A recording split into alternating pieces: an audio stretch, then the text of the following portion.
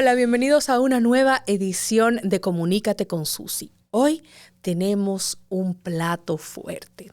Será una de las entrevistas que sé que guardaré por siempre en mi corazón, porque tengo la verdadera distinción, privilegio, honor y placer de conversar con una gran mujer de la República Dominicana, una destacada abogada no solamente en el sector corporativo, sino que también se ha involucrado en los diferentes procesos de reformas y cambios para la República Dominicana, siempre abogando por el desarrollo y la institucionalidad del país. Fue presidenta de Copardón, fue presidenta de la Asociación Nacional de Jóvenes Empresarios ANGE y ha estado de la mano con todo lo que la República Dominicana necesita para seguir avanzando y para que seamos una mejor nación. No solo desde el Estado se puede construir, también desde los diferentes sectores donde nos desarrollemos podemos seguir impulsando la mejoría de la patria. Ella es Marisol Vicens Bello. Vamos a ver lo que conversamos con ella.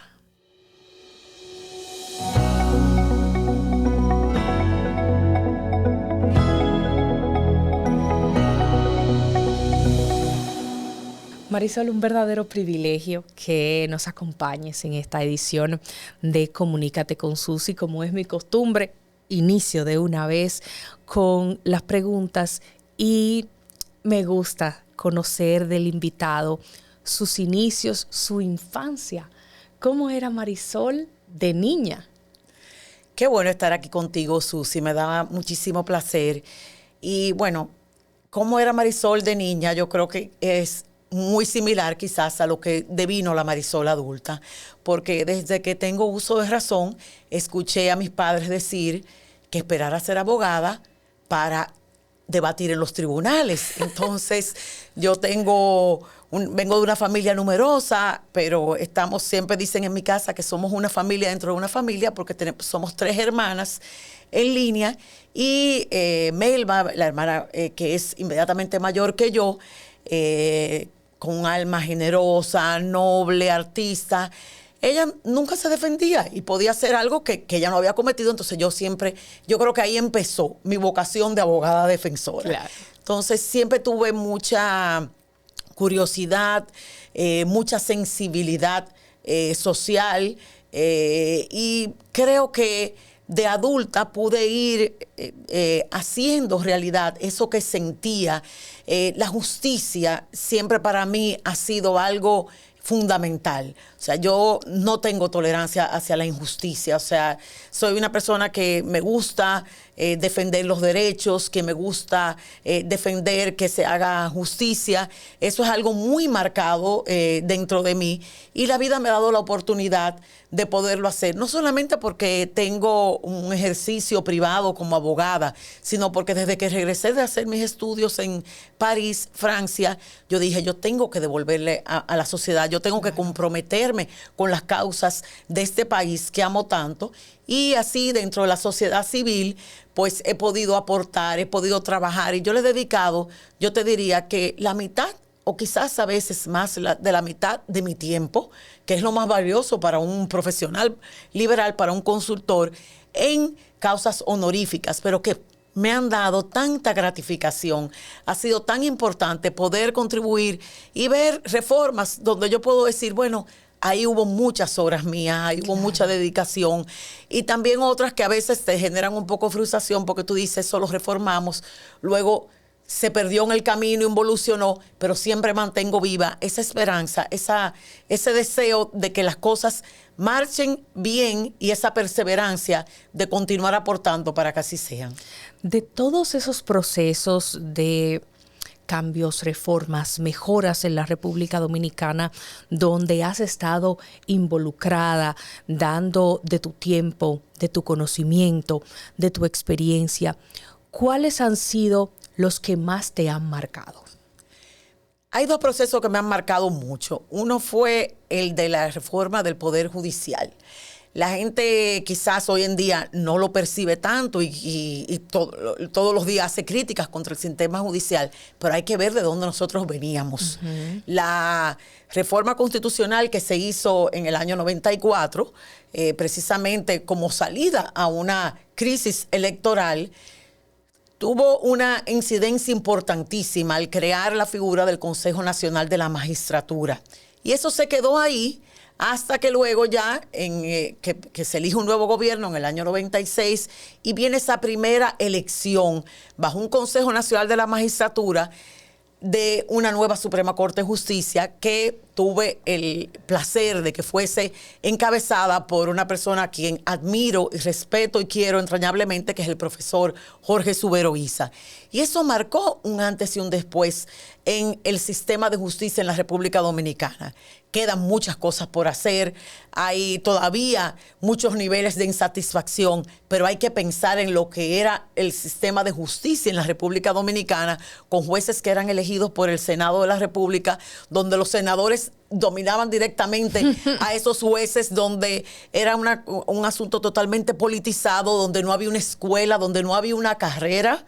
Y aunque todavía tenemos muchas cosas por hacer, hay mucho de lo que se puede uno ver qué significó. Eso es hemos tenido momentos de involución.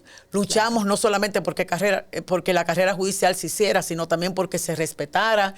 Recuerdo un seminario de Ángel que se hizo en el año 96 que decía: la justicia, piedra angular para el desarrollo. Y en eso, la Asociación Nacional de Jóvenes Empresarios, Ángel, de la cual fui presidente, tuvo una visión innovadora. El empresariado en ese momento no participaba en temas de la justicia porque entendía que esos eran temas ajenos al sector empresarial. Y Ángel empezó a sembrar la semilla de que eso era un factor indispensable, porque no había desarrollo si no había justicia. Y fuimos haciendo todo un trabajo a partir de distintos seminarios.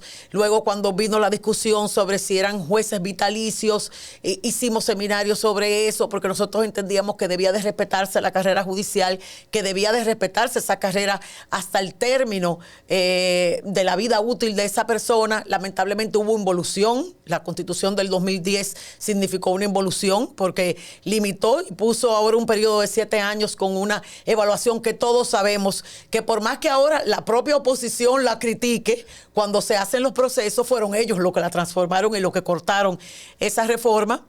Entonces, es un proceso dinámico donde todavía hay muchas cosas que hacer, pero es un proceso que naturalmente me dio la oportunidad no solamente de participar, sino de observar y poder ver lo bueno que ha pasado y poder seguir participando. Actualmente, por ejemplo, el presidente de la Suprema Corte de Justicia, Luis Henry Molina, tiene mesas donde he podido participar, donde he podido dar ideas, muchas de las cuales ellos están desarrollando porque han escuchado el sentir de la comunidad, y eso ha sido una reforma que digamos que me ha dado mucha satisfacción.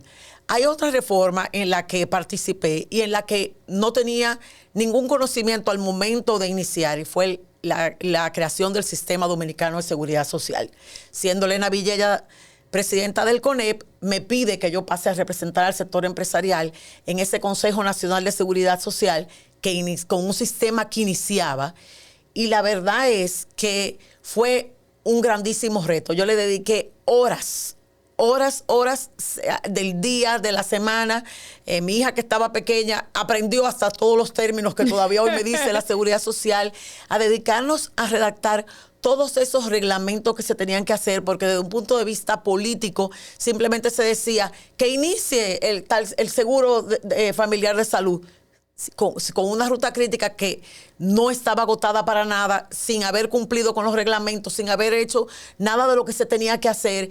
Y eso fue una lucha titánica de un grupo de personas, y creo que en ese momento el sector empresarial, con la representación que tuvo, jugó un rol fundamental en poder llevar a cabo todo eso, en poder trazar las pautas, en poder redactar todos los reglamentos, poner reglas a esa operación de ese consejo, hacer que ese consejo fuera operativo.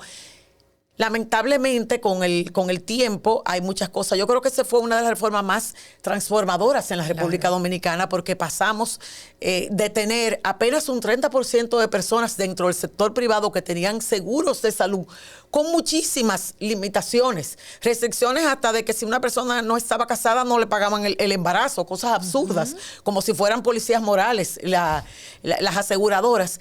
Y pasamos a un sistema que le dio al afiliado derechos. Ya como presidenta de la Confederación Patronal Dominicana, Copardón, me dediqué a hacer un sinnúmero de talleres para enseñar a la gente, para educarla en que tenía derechos y que tenía que reclamarlo, que habían subsidios por enfermedad común, subsidios por lactancia, subsidios por maternidad, cómo operaba el sistema para las discapacidades parciales, si usted tenía un accidente de trabajo, qué pasaba, todo eso, porque era un sistema nuevo. La gente no lo conocía y la gente tenía que educarse para poder ejercer sus derechos. Y hemos visto que hubo una transformación sumamente grande, o sea, una población que antes no tenía acceso a los sistemas de salud, hoy en día puede ir a los sistemas de salud, puede hacerse todo tipo de imágenes diagnósticas, de procesos, pero hay mucho que hacer. Hace tiempo que vengo reclamando todas las pendencias que tiene el sistema. Se necesita modificar la Ley de Seguridad Social para que esto no sea un sistema simplemente que haya servido para dar acceso a algunas personas, pero con unas limitaciones. Tenemos un sistema de un catálogo de nomenclatura que sirve como un filtro para no darle el servicio a la persona. Claro. No tenemos una atención primaria que debería de estar impactando el perfil de salud de la población para que todo el mundo tenga mejor salud y la medicina sea preventiva, no solamente reactiva. Nosotros hemos visto cómo este sistema de seguridad social ha hecho expandir de una forma exponencial todo lo que es el negocio de la salud, con centros médicos por doquier, centros de imágenes de diagnósticos, laboratorios que han crecido, todo. Pero nosotros tenemos también que ver, aumentar exponencialmente el perfil de salud de los dominicanos. Y eso solamente lo vamos a lograr si nosotros tenemos un sistema que opere como debe ser, con la debida regulación. Tenemos órganos reguladores muy débiles. Basta con ver el capítulo de la Superintendencia de Salud y Riesgos Laborales para ver las pocas facultades que tiene para incidir en el sistema, cómo pasan los problemas que no se han ido cumpliendo entre esos acuerdos entre las administradoras de riesgo de salud y los prestadores de servicios de salud, que viven una continua queja, pero porque no hay precisamente un sistema de honorarios que funcione como debe ser, porque no hay una regulación de cómo debe ser, como cosas que hemos visto incluso en escándalos de corrupción terribles que han ocurrido al interno de la seguridad social, pues pueden estar pasando en otros espacios también, porque hay muchas malas prácticas que vinieron desde sistemas anteriores que fracasaron, como el Instituto Dominicano de Seguros Sociales y DCS, claro, y que fueron fuente de mucha corrupción. Entonces, esas son reformas que impactan mucho a la sociedad, a la población. Y yo no solamente le dediqué mucho tiempo de mi vida a aportar, a trabajar, a discutirla, en unos casos a ser ya más operativa, como era en el caso de la seguridad social, porque era parte del órgano rector, sino que me he mantenido tratando siempre desde los distintos espacios en que estoy, como columnista en el periódico, de escribir sobre eso, porque muchas veces la gente no está sensibilizada, a veces la gente no entiende por dónde es el camino, y en este tipo de luchas uno no se puede cansar. Claro. Esto es una lucha de resistencia y hay que seguir, y hay que apostar y hay que reclamar que tiene que mantenerse la continua mejora del Poder Judicial. Tenemos un reto ahora que va a venir a una nueva selección por el Consejo Nacional de la Magistratura, porque hay un gran número de los jueces de la actual Suprema Corte de Justicia que llegan al término que se le impuso en esa reforma constitucional del 2010 con la que no estuve de acuerdo en cuanto a ese aspecto, y también en la seguridad social, que es una promesa incumplida, esa reforma que tiene que hacerse, y que tiene que hacerse no solamente como una reforma cosmética, tiene que hacerse bien y tiene que ser una reforma profunda donde el objetivo se centre en el afiliado. No solamente desde el punto de vista de la salud, sino también desde el punto de vista de las pensiones, porque hemos visto lo que sucedió en Chile, que es el país donde surgió el sistema de capitalización individual que nosotros tenemos. Y en el momento en que llegó la edad de retiro, eso ocasionó una presión social tal que incluso transformó esa sociedad y produjo cambios políticos, porque la gente se sintió totalmente insatisfecha con lo que eran sus pensiones. Y nosotros sabemos desde ya que tenemos un sistema donde la persona va a llegar a la edad de retiro sin tener el mínimo aceptable para que esa pueda ser una pensión digna. Entonces nosotros tenemos que trabajar por eso, nosotros tenemos que hacerlo. Tenemos ya mucho tiempo de rezago, pero no podemos seguir teniendo ni un día más de rezago. Así que yo me sigo sintiendo totalmente comprometida con esas reformas. Vamos a ir a una pausa, pero cuando retornemos vamos a conversar más sobre, por supuesto, tu experiencia de vida, todos estos temas que a nivel técnico el país necesita seguir profundizando, y también vamos a estar conversando sobre ese rol que se juega desde los escritos profesionales que realizas y que vemos en la prensa. Retornamos.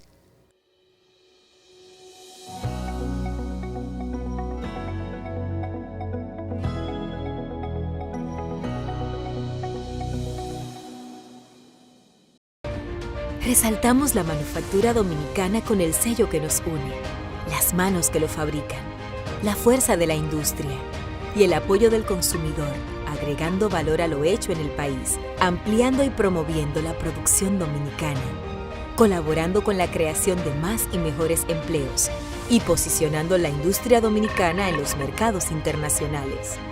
Hecho en República Dominicana. Cuida tu salud con Farmacia GBC. En cada rincón de Santiago de los Caballeros disfruta de un 20% de descuento todos los días en tus compras. Farmacia GBC, siempre cerca. La farmacia de los dominicanos.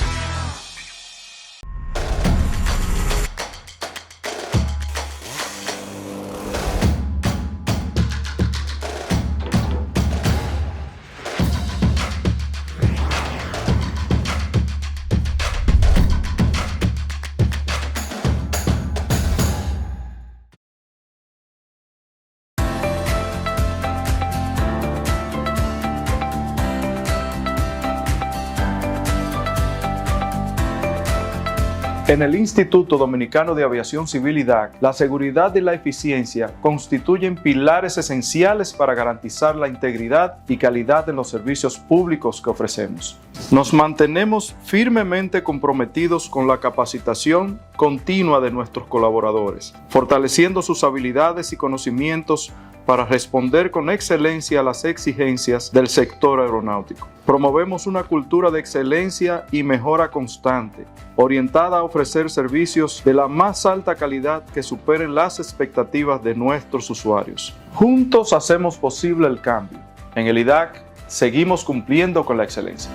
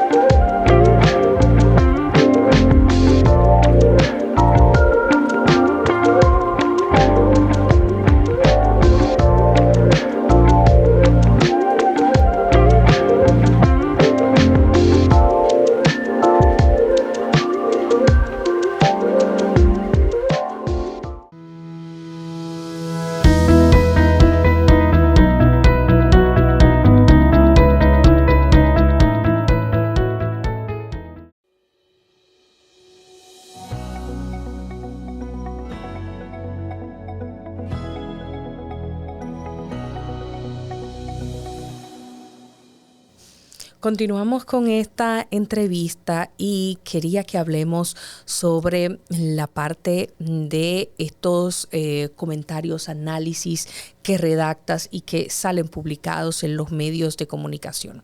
A veces en la sociedad que vivimos, pues que ahora está mediatizada ya más desde el punto de vista de la parte de videos, de la viralidad, de lo que necesariamente no nos aporta, pero gasta mucho tiempo la sociedad en ello. A veces uno cree que ¿para qué escribir sobre ciertos temas? ¿Realmente impactan? ¿Realmente a la gente le interesa? Sin embargo, he notado que los actores principales de toma de decisión en esos aspectos sí los leen, sí los buscan, sí les interesa, sí los toman en cuenta, aunque no siempre te lo digan. Eso es así.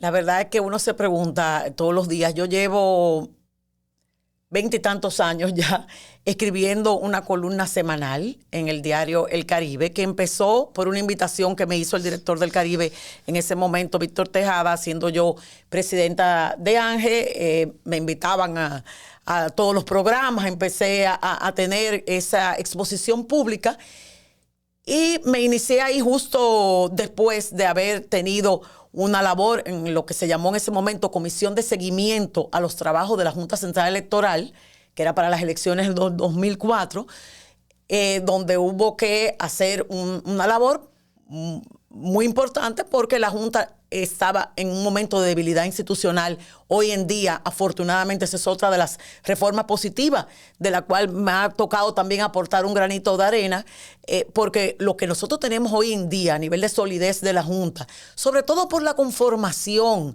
de la misma, saber que tú tienes una conformación como es actualmente el presidente que tú tienes, porque nada más hay que ver muchos de los expresidentes de la Junta Central Electoral, cuadros políticos y sus opiniones para tú entender que no era lo correcto, que ese órgano, que es un árbitro de las elecciones y de los partidos, estuviese dirigido por esas personas. Entonces, así empecé a escribir y muchas veces, como tú dices, me pregunto, ¿vale la pena seguir escribiendo? ¿Quién me lee? ¿Quién lee hoy en día?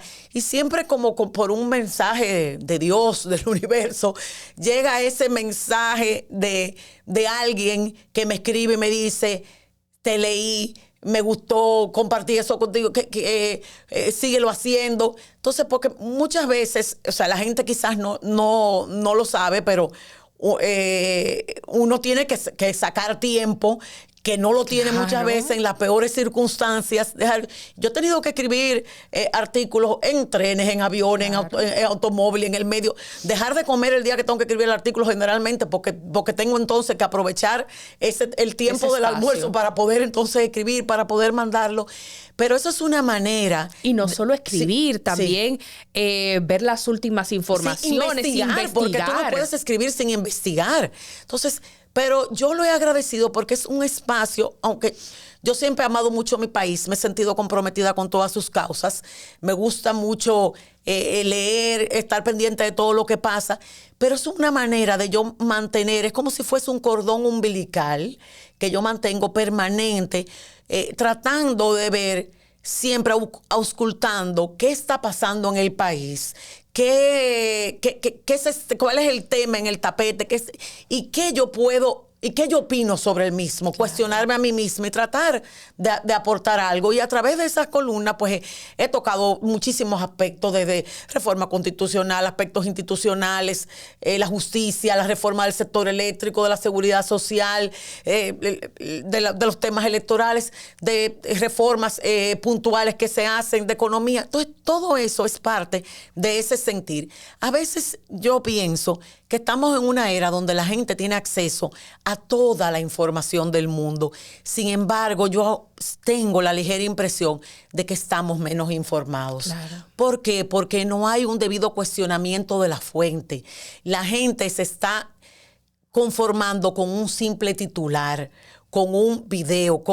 Antes yo crecí en un hogar donde siempre escuché decir que no se leían artículos sino firmas, en el sentido de que había un peso específico. Un editorial de Rafael Herrera sigue siendo hoy, en el 2026, algo que todo el mundo tiene como un referente. Claro. Entonces, esas son cosas importantísimas, pero la gente hoy en día no le dedica el tiempo suficiente para leer, para investigar, para saber.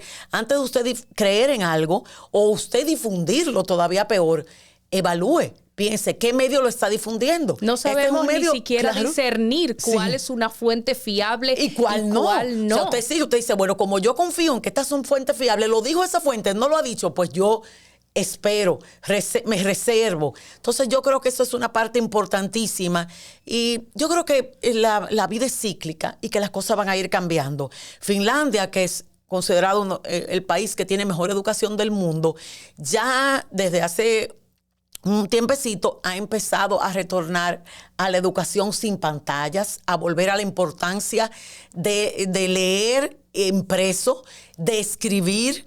Escribir es un factor importantísimo.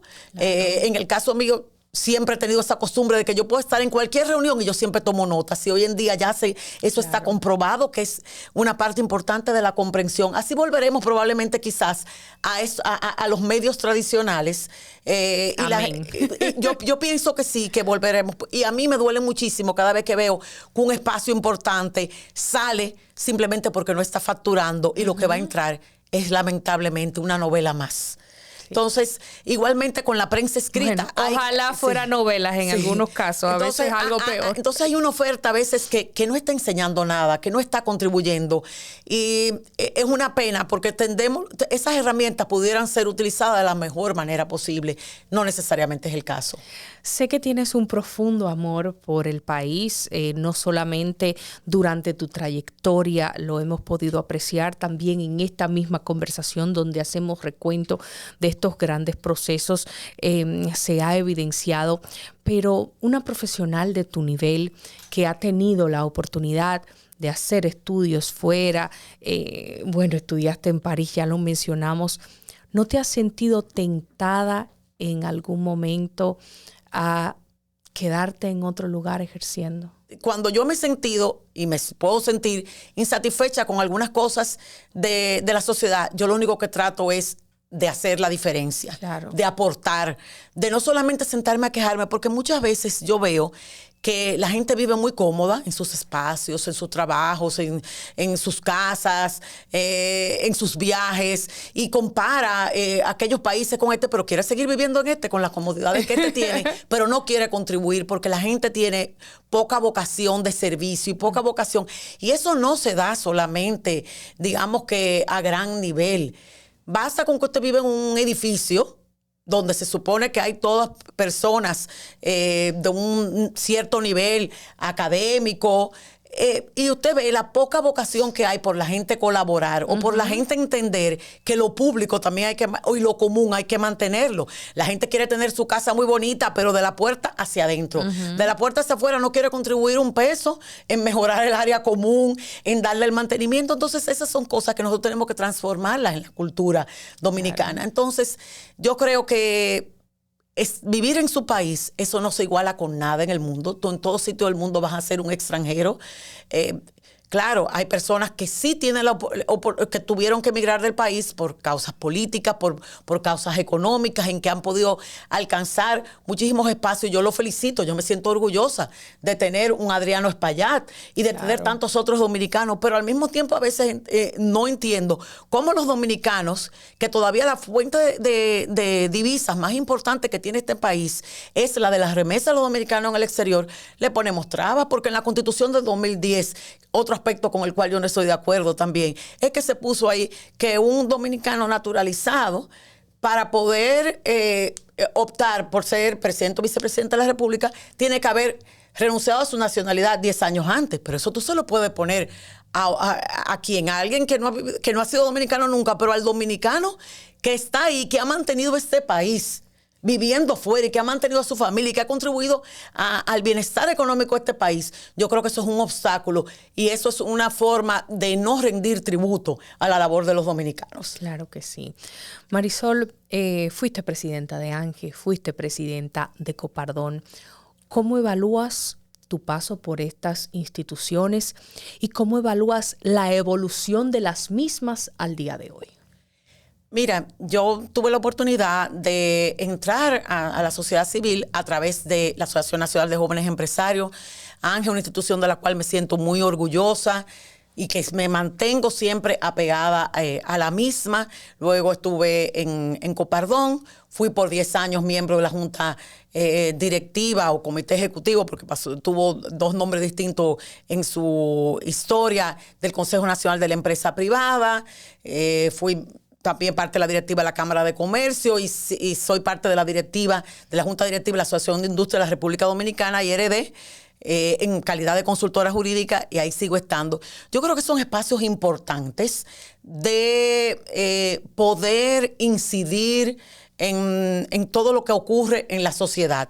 En muchos de esos espacios desde perspectivas sectoriales, pero Ángel, por ejemplo, tiene la virtud de que es una asociación de personas, sí, y de que toca prácticamente todas las materias. Yo creo que es un espacio relevante para hacer opinión, para poder aprovechar esa capacidad transformadora para hacer que las cosas funcionen mejor.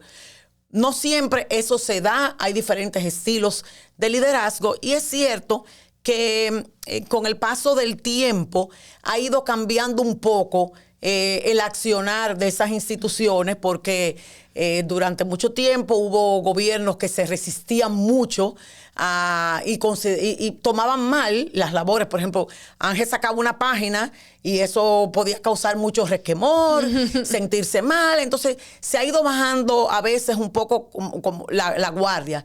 Pero yo creo que no, yo creo que cada institución son grupos de presión que tienen que hacer su labor y que inciden muchísimo, y que al final muchas veces los mismos que quizás cuestionaron la labor que hacían en un momento, cuando ya luego le toca estar en otra posición, valoran entonces esos espacios. Entonces lo importante es siempre tratar desde cada uno de esos espacios de hacer lo mejor por los intereses del país. Obviamente hay muchos de esos espacios que están para dividir intereses sectoriales, pero se puede también defender intereses sectoriales desde una perspectiva país. Por lo menos ese siempre ha sido el enfoque que yo le he dado y ha sido siempre mi objetivo. Claro. En materia de institucionalidad y de transparencia, ¿cuáles son los principales desafíos que tenemos en República Dominicana? Mira, habría que ser muy mezquino para no admitir que nosotros hemos mejorado institucionalmente. Tenemos un Consejo Nacional de la Magistratura, tenemos una Junta Central Electoral ahora mismo que funciona como debe de ser, tenemos una carrera del Ministerio Público, ahora mismo estamos haciendo una reforma importantísima, que es la reforma de la Policía Nacional, en la cual también me ha tocado estar involucrada. Me designaron dentro del Consejo Consultivo para la Transformación Administrativa y Financiera de la Policía. Participé arduamente en la discusión del proyecto de ley orgánica que hoy reposa en el Senado y que espero que sea aprobado, y que va a ser una transformación profunda, no cosmética, como las que se habían hecho anteriormente. Y estoy también ahora designada en la comisión que va a redactar los reglamentos de esa ley. Pero a diario nosotros vemos que primero, la institucionalidad es algo que nunca se da por descontado y que nunca se acaba. Siempre es un trabajo en proceso y continuo. Pero también nosotros es algo en que se vive en 2 pasitos para adelante y a veces 1 para atrás, porque depende mucho de la persona que esté ahí. Y basta con ver lo que está ocurriendo en el mundo. El líder del mundo, la nación más poderosa, de la nación del imperio de la ley, hoy en día está marcando todo lo que jamás ninguno de los que creíamos en la institucionalidad creíamos que podía suceder en ese país. O sea que cualquier persona puede llegar y tener un efecto disruptivo de lo que es la institucionalidad. Por eso esto tiene que ser una lucha continua. Entonces hay un aspecto que yo diría que nosotros tenemos que, hasta cierto punto es fácil, pero que nosotros hemos dejado totalmente en el olvido y que tiene que ver mucho para mí, desde mi humilde punto de vista, con lo que es la institucionalidad y el respeto de la ley, que se llama el tránsito en la República Dominicana. Ay.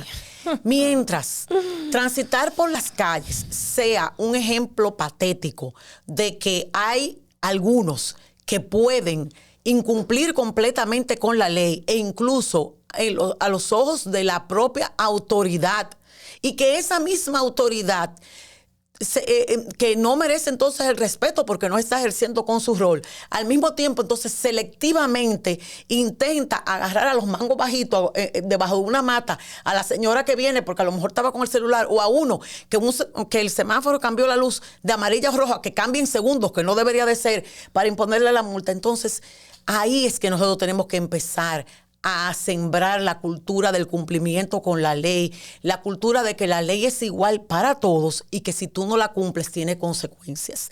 Entonces yo creo que esa es una lección que todos los días nosotros estamos dando en el sentido contrario. ¿Por qué? Porque todos nosotros de alguna manera le invertimos al menos algunas horas del día en ese odioso tránsito. Pero no solamente lo invertimos generándonos irritación, sino también dándonos constantemente esa mala señal, esa mala educación. Entonces, y aunque algunos obviamente tratamos de respetar y lo respetamos, e incluso lo transmitimos y le decimos, por ejemplo, hasta si alguien no está conduciendo, no, por ahí tú no puedes doblar porque esa calle es de una vía y tú no la puedes doblar. Y no, tú tienes que... Pero eso solamente no basta, tenemos que hacerlo de otra manera y yo creo que eso es algo que las autoridades tendrían que enfocarse realmente a transformarlo. Nosotros no podemos seguir teniendo día a día en nuestras calles un ejemplo de irrespeto de la ley, un ejemplo de que hay algunos que no tienen ninguna consecuencia por violentarla y que además de todo, el más grande simplemente se come al más chiquito, mientras una patana puede andar transitando por las carreteras de una forma temeraria, sin respetar el carril donde debe estar, sin tener las luces que debe tener, sin tener los aditamentos que debe tener, como el triángulo, si lleva una carga o qué pasa.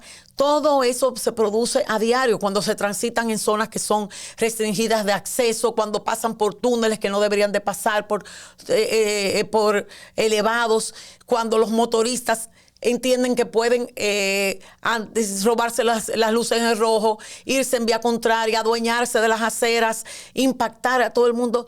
Todo eso está generando un efecto negativo en el clima de institucionalidad y de seguridad jurídica del país. Empecemos por ahí. Claro.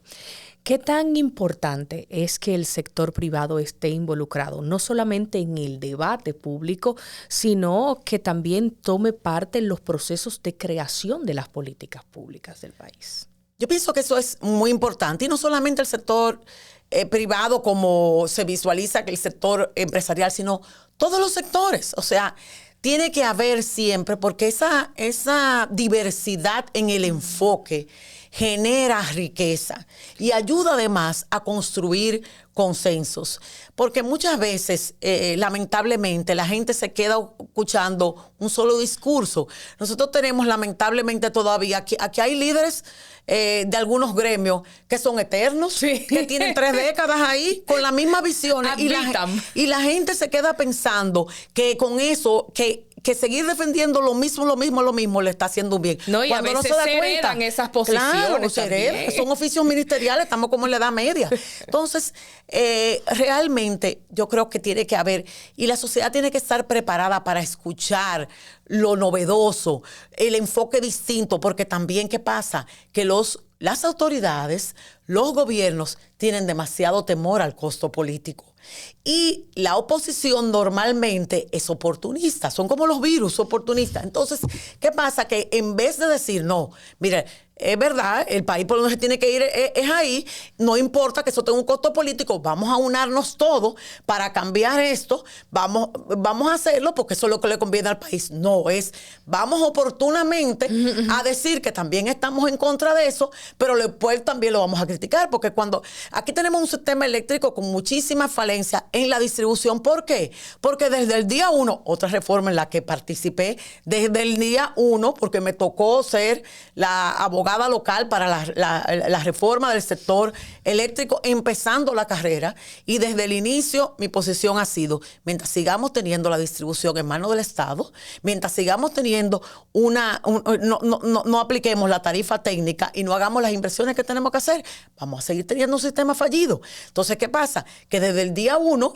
cerramos la reforma en diciembre de 1999, pero cuando tocaba ajustar la reforma en el primer semestre del año 2000, por razones políticas no se ajustó. Y así fue pasando, así luego restatizamos las 2 de la distribuidora, después la tercera. ¿Y qué pasó? Que volvió el gobierno que hizo la reforma y las mantuvo estatizadas porque descubrió además de todo que ahí teníamos muchas posiciones políticas. Y a dónde luego se llegó y todo lo que hemos transitado y seguimos teniendo los mismos problemas. ¿Por qué? Porque se firmó un pacto por la reforma del sector eléctrico, se intentó hacer también una aplicación de la tarifa que todo el mundo consensuó, pero tampoco se pudo aplicar o sostenerse la aplicación. ¿Por qué? Porque también hubo una oposición. Entonces, hay temas en los que nosotros tenemos que ponernos de acuerdo. Tenemos que ponernos de acuerdo como nación, porque la nación tiene que estar por encima de todos los intereses políticos, los intereses empresariales, los intereses sectoriales.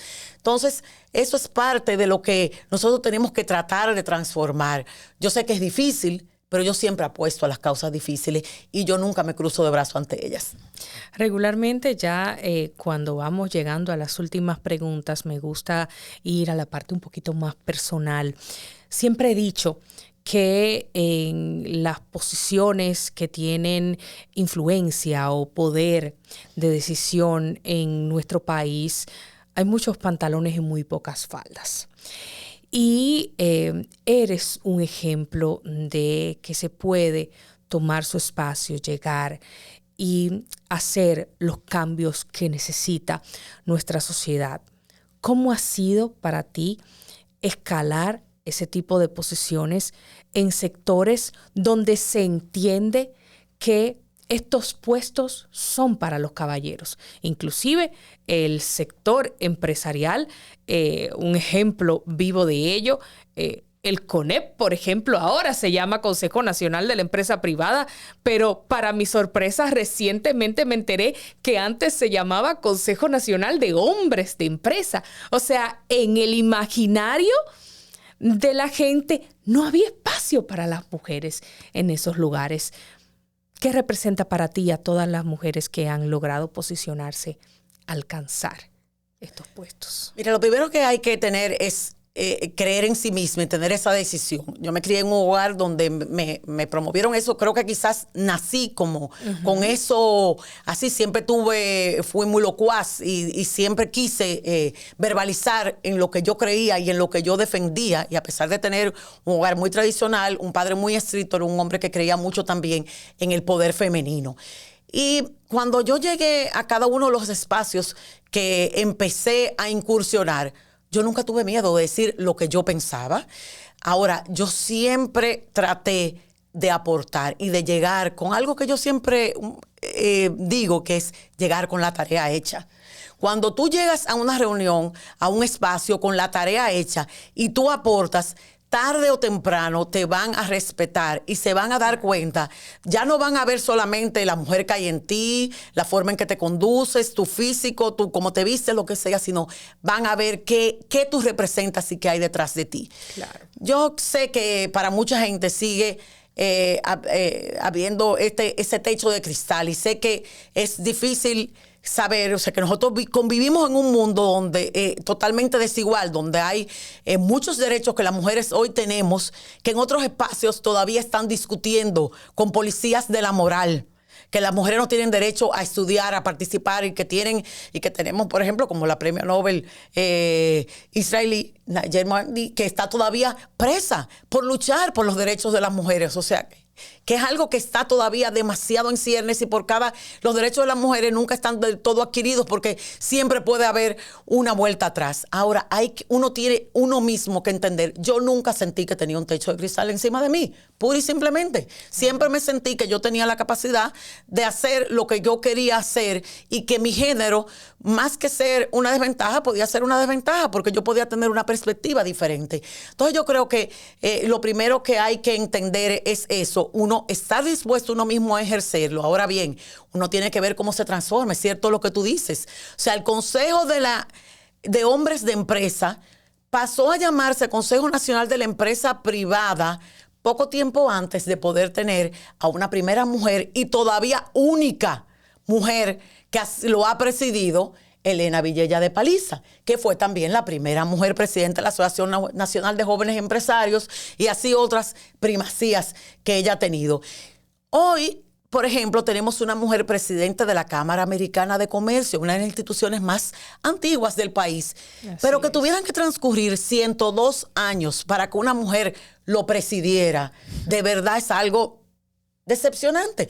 ¿Pero por qué? Porque tú te das cuenta que eran instituciones que estaban diseñadas para que fueran presididas y gobernadas por hombres, y que hubiese un capítulo de mujeres que se ocupaban de la parte social, de la parte filantrópica. Sí, así era que estaban diseñadas. Claro. Entonces, eso ha cambiado, ha empezado a cambiar, pero todavía queda un camino importante que recorrer.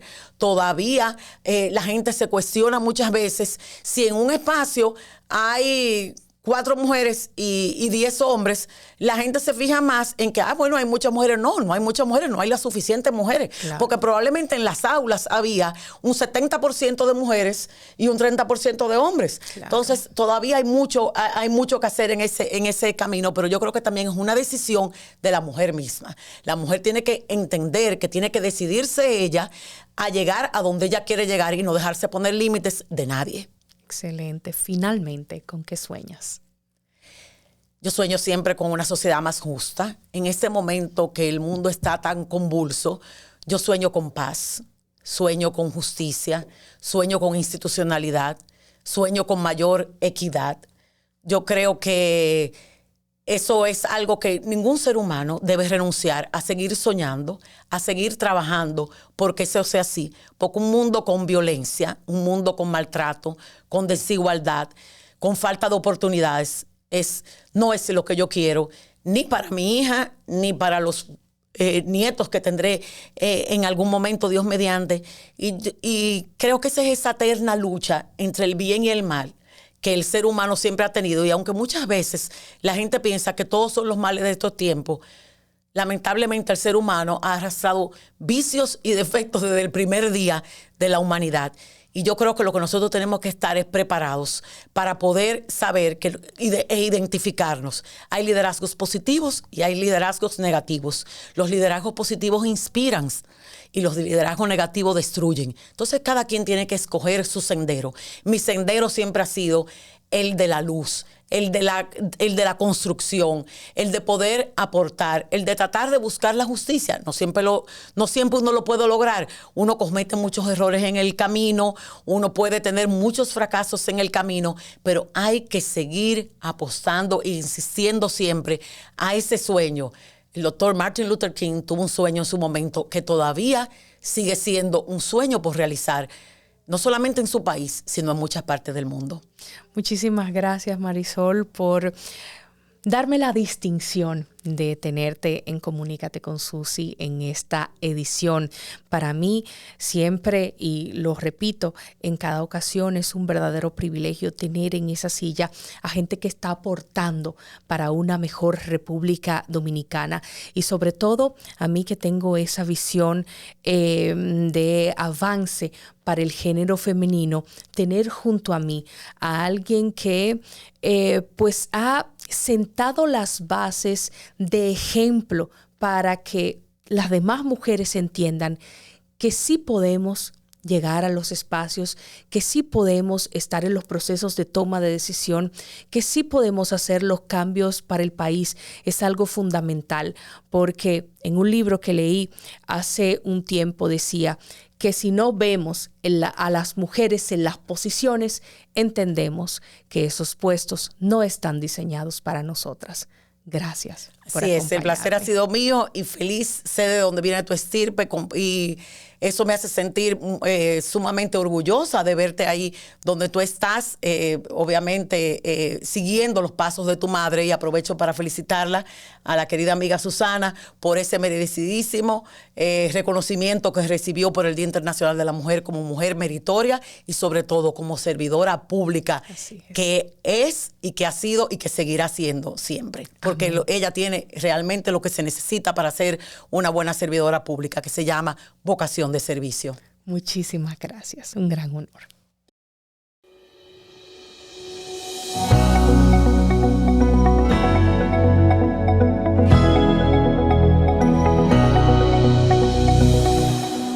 De este modo llegamos al final de esta edición de Comunícate con Susi. Recuerda darle clic a la campanita, así tienes a tiro de hit las notificaciones y te enteras cuando suba un nuevo video. Recuerda que puedes seguirme en las redes sociales como Susi TV RD, no solamente aquí en YouTube, sino también en Twitter, que ahora se llama X, en Instagram, también en la red social más activa del momento, que es TikTok, pero como Susi Aquino-Gotro me encuentras en Facebook y en LinkedIn. Hasta la próxima. Bye bye.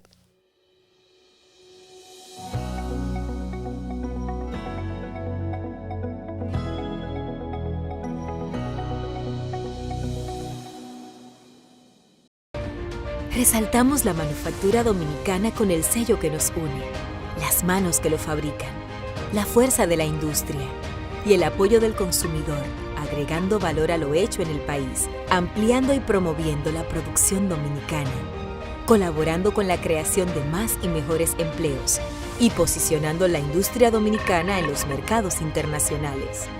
Hecho en República Dominicana. Cuida tu salud con Farmacia GBC. En cada rincón de Santiago de los Caballeros disfruta de un 20% de descuento todos los días en tus compras. Farmacia GBC, siempre cerca. La farmacia de los dominicanos.